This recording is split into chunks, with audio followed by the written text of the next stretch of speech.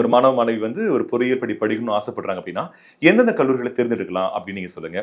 அதே சமயத்துல இந்த ஆண்டு என்ன கட் ஆஃப் இருக்கிறதுக்கு வாய்ப்பு இருக்குது இன்ஜினியரிங்க்கு, அதை பத்தி கொஞ்சம் தெளிவா சொல்லுங்க. கல்லூரியை தேர்ந்தெடுக்கிறதுக்கு முன்னால நான் சொன்னது இன்ஃப்ராஸ்ட்ரக்சர், அந்த கல்லூரியில் அவங்க வந்து NBA அக்ரிடேட்டடா, NIRF ரேங்கிங்கா, அதே மாதிரி அவங்க எவ்வளோ இண்டஸ்ட்ரீஸ் கூட வந்து அவங்க அந்த இண்டஸ்ட்ரியோட எஸ்டாப்ளிஷ்மெண்ட் வச்சுருக்கிறாங்க, அவங்க சென்டர் ஆஃப் எக்ஸலன்ஸ் வச்சுருக்காங்க, இதெல்லாம் இருந்தாலே ஆட்டோமேட்டிக்காக அந்த கம்பெனி அந்த நல்ல பிளேஸ்மெண்ட் அந்த காலேஜஸில் இருக்கும். ஓகே, ஃபஸ்ட்டு எந்த ஒரு விளம்பரத்தையும் நம்பக்கூடாது, காலேஜ் விளம்பரத்தையும் நம்பக்கூடாது. அந்த காலேஜில் படித்த அந்த பாஸ்ட் இயர் ஸ்டூடெண்ட்ஸு அவங்க கூட நமக்கு கண்டிப்பாக தெரிஞ்சிருக்கும். ஒரு காலேஜ் நம்ம போகிறோம்னா கண்டிப்பாக அதில் 1 or 2 பீப்புள்ஸ் தெரிஞ்சிருக்கும். அவங்க கூட இன்ட்ராக்ட் பண்ணணும். ஓகே, அப்போ இன்ட்ராக்ட் பண்ணி அவங்க போய் விசிட் பண்ணணும். நம்ம இப்போ பிஃபோர் தட் இப்போ பார்த்தீங்கன்னா ஒரு 4 காலேஜஸ் செலக்ட் பண்ணி வச்சுருக்காங்க, அவங்க இந்த மாதிரி இந்த காலேஜஸ்க்கு தான் போகணும்னு நினைக்கிறாங்கன்னா அவங்க உள்ளே போய் காலேஜில் போய் எல்லா காலேஜ்லையும் அலோவ் பண்ணுவாங்க. உள்ளே போய் விசிட் பண்ணி சும்மா அந்த இன்ஃப்ரா எப்படி இருக்கு, அங்க இருக்கிற பீப்புள்ஸ் கூட இன்டராக்ட் பண்ணலாம், அதுக்கான வாய்ப்பு கொடுப்பாங்க. கண்டிப்பா போய் எல்லா பேரும் அலோவ் பண்ண. சில காலேஜ் எல்லாம் பாத்தீங்கன்னா இப்ப நீங்க போனீங்கன்னா உங்களுக்கு வடை பாயாசத்தோட சாப்பாடே போடுறாங்க. சரிங்களா, இன்னைக்கு இருக்கக்கூடிய இது அப்படிதான் இருக்கு. யாரா வருவாங்கங்கிற மாதிரி காலேஜஸ்ல அவங்க தான் விளம்பரம் பயங்கரமா இருக்கும். அப்ப அதெல்லாம் நேரா போய் பார்த்தாதான் வந்து என்ன தெரியும்னா நமக்கு ஒரு கிளாரிட்டி கிடைக்கும். ஸோ அதே மாதிரி அங்க இருக்கக்கூடிய அந்த பாஸ்ட் படிச்சுக்கிட்டு இருக்க ஸ்டூடெண்ட்ஸ், கரண்ட் ஸ்டூடெண்ட்ஸ் கூட இன்டராக்ட் பண்ணாலே நமக்கு ஒரு எனஃப் இன்ஃபர்மேஷன் கிடைக்கும். இதை ஸ்டடி பண்ணிட்டு யாரு சொன்னாலும் கேட்கக்கூடாது. நம்ம சொந்தக்காரங்க சொன்னா அங்கே போங்க, ஊருக்கு பக்கத்தில் அப்படிலாம் வேணாம். இன்னைக்கு வாய்ப்பு எந்த இன்ஸ்டிடியூஷன்ல நல்லா இருக்கோ, எந்த கோர்ஸ் நல்லா இருக்கோ அதை படிச்சுட்டு அதற்கு மேலே இன்னைக்கு நீடுக்கு ஏற்ற மாதிரி நம்ம அப்ஸ்கில் பண்ணாலே வேலை வாய்ப்புங்கிறது சாதாரணமாக கிடைச்சிடும். ஓகே, பொறியியல் படிப்புகளுக்கான இந்த கட் ஆஃப் என்ன இருக்கிறதுக்கு வாய்ப்பு இருக்கு? இதுக்கான போட்டித் தேர்வுகள்லாம் இருக்குதா?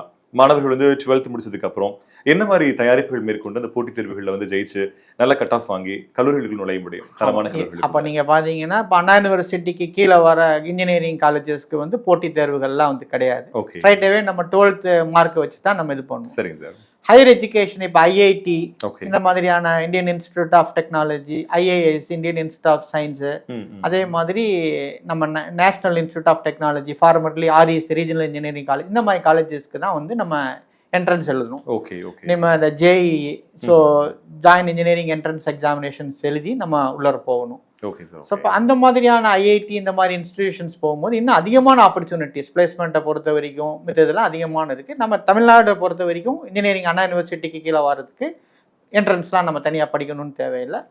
சில காலேஜஸ் தான் சொன்ன டீம்டு யூனிவர்சிட்டிஸ் லைக் இப்போ பார்த்தீங்கன்னா ஷிவ்நாடார் யூனிவர்சிட்டி, அதே மாதிரி நம்ம இந்த சாஸ்திரா யூனிவர்சிட்டி, இந்த மாதிரி சில டீம்டு யூனிவர்சிட்டிஸ் என்ன பண்ணுறாங்க, சில காலேஜஸ் என்ன பண்ணுறாங்கன்னா அவங்க ஓன் என்ட்ரன்ஸ் வச்சுருக்காங்க. Okay okay. இப்போ ஃபார் எக்ஸாம்பிள் மதுரையை பொறுத்துக்கிட்டு தியாகராஜர் காலேஜ் ஆஃப் இன்ஜினியரிங் இவங்களாம் என்ன பண்ணுறாங்கன்னா இப்போ அண்ணா யூனிவர்சிட்டிக்கு கீழே இருந்தாலும் அவங்க ஒரு பிரைட் ஸ்டூடெண்ட்ஸை வேணும். இப்போ பிரைட் ஸ்டூடெண்ட்ஸ் இன் சென்ஸ் வந்து இப்போ ஒரு காலேஜோட கேம்பஸுக்கு ஒரு கம்பெனி வரணும் அப்படின்னா நல்ல ஸ்டூடெண்ட் இருந்தால் தான் கேம்பஸ்க்கு கம்பெனிஸ் வருவாங்க. கண்டிப்பாக கண்டிப்பாக. அப்போ நம்ம வந்து நம்ம இன்ஜினியரிங் ஸ்ட்ரீமை பொறுத்த வரைக்கும் நம்ம தமிழ்நாடு கவர்மெண்ட்டுக்கு கீழே வர இந்த எஜுகேஷன் இருக்குது.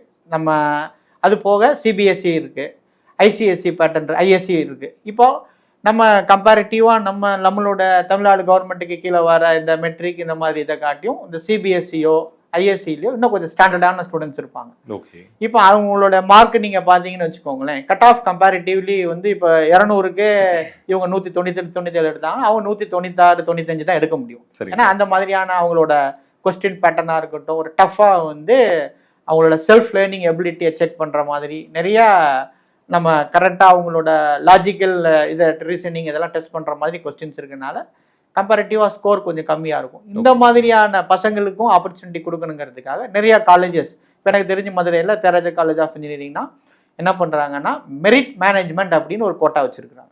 ஃபர்ஸ்ட் கவுன்சிலிங் மூலியமா நம்ம போகணும். சரிங்க சார். இப்போ நீங்க ஒரு தியாகராஜர் காலேஜ் ஆஃப் இன்ஜினியரிங்ல ஒரு கவுன்சிலிங் மூலியமா போகணும்னா ஒரு கம்ப்யூட்டர் சயின்ஸ் இன்ஜினியரிங்க்கு உங்களுக்கு 198 கட் ஆஃப் இருக்கணும். இப்போ லாஸ்ட் இயர் கட் ஆஃப் நான் சொல்றேன். Okay sir. ஓகே. இப்போ தியாகராஜர் இன்ஜினியரிங் காலேஜ், அண்ணா யூனிவர்சிட்டி, PSG இந்த மாதிரியான டாப் டயர் 1 காலேஜஸ்ல இந்த டாப் 5 காலேஜஸ்க்குலாம் நீங்க 198 199 கட் ஆஃப் கம்ப்யூட்டர் சயின்ஸ் இன்ஜினியரிங்க்கும், அதே மாதிரி ECEக்கு அதை விட ஒரு மார்க் கம்மியாக இருக்கும். எலக்ட்ரானிக்ஸ் அண்ட் கம்யூனிகேஷன் இன்ஜினியரிங்க்கு ஒரு 197 198. அதே மாதிரி இன்ஃபர்மேஷன் டெக்னாலஜி, AIML இந்த மாதிரியான கோர்சஸ்க்கு 196 to 197 கட் ஆஃப். அதுக்கப்புறம் நீங்கள் வந்து நீங்கள் இந்த EEE இதெல்லாம் போகணுன்னா ஒரு 190 கட் ஆஃப் இருந்தால் போகிறோம். மெக்கானிக்கல் இன்ஜினியரிங்கு ஒரு 185+ கட் ஆஃப் இருந்தாலே நம்ம போன வருஷம் கிடைச்சிருக்கு. சரிங்க சார். இந்த தரம் பார்த்தீங்கன்னா 2024 நான் சொன்ன மாதிரி இப்போ நிறைய கம்ப்யூட்டர் இன்ஜினியரிங் நிறைய டிமாண்ட் இருக்கனால என்ன பண்ணிட்டாங்கன்னா ஒரு 20,000+ அடிஷனல் சீட்ஸ் வந்து கொடுத்துருக்குறாங்க. அப்போ ஒவ்வொரு காலேஜ்லேயும் ஃபார் எக்ஸாம்பிள் ஒரு 120 சீட்ஸ் இருந்த இடத்துல ஒரு 180 சீட்டு இல்லை 240 சீட்டு வர்ற பட்சத்தில் ஆல் டுகெதர் என்ன எதிர்பார்க்குறோம் அப்படின்னு சொன்னீங்கன்னா ஒரு 2ல இருந்து ஒரு 4% வரைக்கும் கட் ஆஃப் குறையிறதுக்கு வாய்ப்புகள் இருக்கு. இப்போ லாஸ்ட் இயர் வந்து இப்போ ஒரு அண்ணா யூனிவர்சிட்டியில் 199 கிடைச்சதுன்னா இந்த தடவை 198க்கு கிடைக்கும். தேராஜ் இன்ஜினியரிங் காலேஜில் 198 கிடைச்சிச்சுன்னா ஒரு 196 196. ஏன்னா இன்ஜினியரிங் சீட் அதிகமாக எண்ணிக்கை அதிகமாக இருக்கிறனால அந்த கேட்டகரி ஆஃப் ஸ்டூடெண்ட்ஸுக்கு வந்து கிடைக்கிறதுக்கு வாய்ப்புகள் இருக்குன்னு நம்ம நம்பப்படுகிறோம். ஓகே சார், அருமை, ரொம்ப அழகு. நான் சொல்றது மாதிரி ஏஐ மேல மாணவர்களுக்கு அதிகமான ஒரு பாசம் பற்று வந்துருச்சு. இந்த கண்டிப்பா ஏஐ படிச்சோம் அப்படின்னா எதிர்காலத்துல கண்டிப்பா நிறைய வேலை வாய்ப்புகள் இருக்கின்ற ஒரு நம்பிக்கை நிறைய பேருடைய மனதுல விதைக்கப்பட்டிருக்கு. இந்த நம்பிக்கை உண்மையானதா அப்படின்னு நீங்க ஒன்று சொல்லணும். ரெண்டாவது விஷயம், இந்த கம்ப்யூட்டர் சயின்ஸ் இன்ஜினியரிங் பொறுத்த வரைக்கும் எதிர்காலத்துல என்னென்ன இன்ஜினியரிங் படிப்புகள் வந்து இன்னும் வரதுக்கான வாய்ப்புகள் இருக்குது, மாணவ மாணவிகள் நம்பி இந்த இன்ஜினியரிங் படிப்பு எடுத்து படிக்கலாம் அப்படின்ற தெளிவா சொல்லுங்க. இப்ப ஏஐஎம்எல் அப்படிங்கிறது நம்ம சொன்ன மாதிரி கம்ப்யூட்டருக்கு நம்ம ஹியூமன் திங்கிங் மாதிரி ஒரு செயற்கை அறிவை வந்து அதில் இன்கார்பரேட் பண்ணக்கூடிய ஒரு டெக்னாலஜி தான். Okay sir. எல்லா இடத்துலையுமே ஏஐஎம்எல்லோட ஸ்கோப் நிறையா தான் இருக்குது. ப்ரெடிக்டிவ் அனாலிசிஸ் இப்போ ஒன்றும் இல்லை, தங்கம் வந்து இப்போ இன்னைக்கு ஒன்றும் இல்லை, மழை இன்னைக்கு வருமா வராதா அப்படிங்கிறதவே ஏஐஎம்எல் வச்சு தான் ப்ரெடிக்ட் பண்ணுவோம். ஒரு பாஸ்ட் 20 இயர்ஸ் ஆஃப் டேட்டா வச்சுருப்பாங்க. இப்போ அந்த 20 இயர்ஸ் ஆஃப் டேட்டா இன்னைக்கு ஃபார் எக்ஸாம்பிள் இன்னைக்கு இந்த மதுரையில் இன்னைக்கு டெம்பரேச்சர் என்ன, க்ளவுட் டென்சிட்டி என்ன, அந்த அட்மாஸ்பியரிக் ப்ரெஷர் என்ன, மேகங்களோட அடர்த்தி என்ன, இதெல்லாம் வச்சு என்ன பண்ணுவாங்கன்னா அந்த பாஸ்ட் டேட்டாவை இதே மாதிரி ஒரு 20 வருட தரவுகள் வச்சுருப்பாங்க. ஓகே. அதை ஏஐஎம்எல் அந்த மாடல் என்ன பண்ணும், அதை உள்வாங்கி அதை வச்சு என்ன பண்ணும், நம்ம இன்னைக்கு மழை வருமா வராதா அப்படின்னு ப்ரெடிக்ட் பண்ண முடியும். ஓகே. ஸோ இதே மாதிரி கோல்டு இன்னும் ஒரு 2 மாதம் கழிச்சு ஒரு கோல்டோட ரேட் எப்படி இருக்கும், கூடுமா குறையுமா அப்படிங்கிறத ப்ரெடிக்டிவ் அனாலிசிஸ் அப்படின்னு சொல்லுவோம். Okay okay. சரிங்களா, இந்த மாதிரி நிறையா வந்து பார்த்தீங்கன்னு சொன்னீங்கன்னா ஏஐஎம்எலுக்கு உண்டான வாய்ப்புகள் நிறையா இருக்கு. சரிங்க. இப்போ அதையும் தாண்டி நான் அடுத்தது ஜெனரேட்டிவ் ஏன்னு வந்துருச்சு, அடுத்த லெவல் வந்துருச்சு, ஜென்ஏன்னு சொல்லி. இப்போ இந்த மாதிரியான படிப்புகளுக்கு எப்பயுமே டிமாண்ட் இருக்கு. ஆனால் அதுக்குண்டான நாலேஜ் நிறையா. இப்போ ஏஐஎம்எலுக்கு வந்து நம்ம என்ன பண்ணணும், நிறைய மேத்தமேட்டிக்ஸில் ஸ்ட்ராங்காக இருக்கணும், அல்ஜிப்ரிக் எக்ஸ்பிரஷன்ஸ், அதே மாதிரி ஸ்டாட்டிஸ்டிக்ஸு, இந்த மாதிரி அதுக்கு நிறைய. அதே மாதிரி ஒரு லாங்குவேஜ் அப்படின்னு சொன்னீங்கன்னா ப்ரோக்ராமிங் லாங்குவேஜ் பைத்தான், இந்த மாதிரியான கரண்ட் ட்ரெண்ட்ஸு கரண்ட் டெக்னாலஜிஸை நம்ம லேர்ன் பண்ணிக்கிட்டே இருந்து அதுக்கேற்ற மாதிரியான ஒரு லாஜிக்கல் திங்கிங், ஒரு நியூமெரிக்கல் எபிலிட்டி இதெல்லாம் இருந்தது அப்படின்னா ஈஸியாக நம்ம வந்து சைன் பண்ண முடியும். இதுக்கு உண்டான வாய்ப்புகள் நிறையாவே இருக்குது. சரி. ஃபியூச்சரில் பார்த்தீங்கன்னா ஏஐஎம்எல் நான் சொல்லக்கூடிய ஜெனரேட்டிவ் ஏஐ, அதே மாதிரி பார்த்தீங்கன்னா குவாண்டம் கம்ப்யூட்டிங், அதே மாதிரி சைபர் செக்யூரிட்டி, அதே மாதிரி இன்ஃபர்மேஷன் செக்யூரிட்டி, அதே மாதிரி பிளாக் செயினிங் எல்லாமே வந்து டிஜிட்டல். இப்போ எவ்ரிவேர் இஸ் டிஜிட்டல்.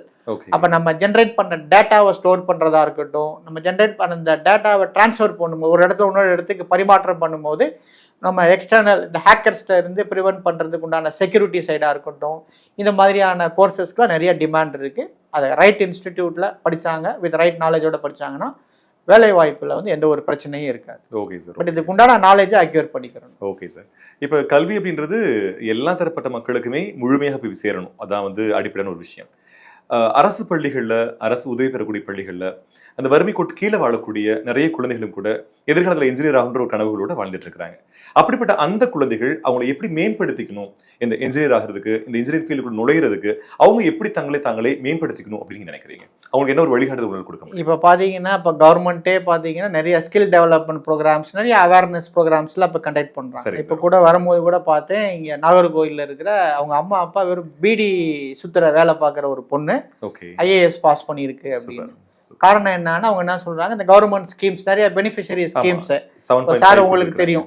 இப்போ இந்த 7.5% ஆஃப் அந்த கோட்டா, அலாங் வித் தட் இந்த மாதிரி நல்ல படிப்புல நல்ல ஆர்வம் இருக்கக்கூடிய ஸ்டூடெண்ட்ஸுக்கு சில ஸ்டைஃபன்ஸ் மாதிரியான இதெல்லாம் கொடுக்குறாங்க. இந்த மாதிரி ஃபெசிலிட்டிஸை யூஸ் பண்ணிட்டு நம்ம வந்து ஆர்வம் தான் இதில் முக்கியம், ஆட்டிடியூட் மேட்டர்ஸ். நம்ம வந்து நம்ம கிட்ட காசு இருக்கு, ஆப்பர்ச்சுனிட்டிஸ் இல்லை அப்படிலாம் நினைக்கக்கூடாது. இப்போ இன்னைக்கு எவ்ரிவேர் இன்டர்நெட்டில் இல்லாததே கிடையாது, நல்ல விஷயங்கள் நிறையா இருக்குது. இதில் வந்து நம்ம முந்தி மாதிரி நம்ம போய் ஒரு படிப்பு படிக்கணும், ஒரு ரிலேட்டடாக போகணுன்னா சென்னை போகணும், பெங்களூர் போகணும், ஹைதராபாத் போய் தான் ஐடியில் தான் படிக்கணும்னு இல்லை. அதே மாதிரி ஒரு ஐஏஎஸ் ஐபிஎஸ்லாம் நம்ம போகணும், யூபிஎஸ்சி சர்வீசஸ்னால் முந்தி டெல்லிக்கு போனால் தான் கிடைக்கும். இப்போ வந்து பார்த்தீங்கன்னா எல்லாமே ஃபிங்கர் டிப்பில் இருக்குது. இப்போ சொன்ன மாதிரி இன்னைக்கு தமிழ்நாட்டில் பார்த்தீங்கன்னா நிறையா பேர் டிஎன்பிஎஸ்சி குரூப் 1ல் பாஸ் பண்ணியிருக்கவங்க மிடில் கிளாஸுக்கும் கீழே இருக்கிற பீப்புள்ஸ் தான் தெரியும். So one and only thing attitude.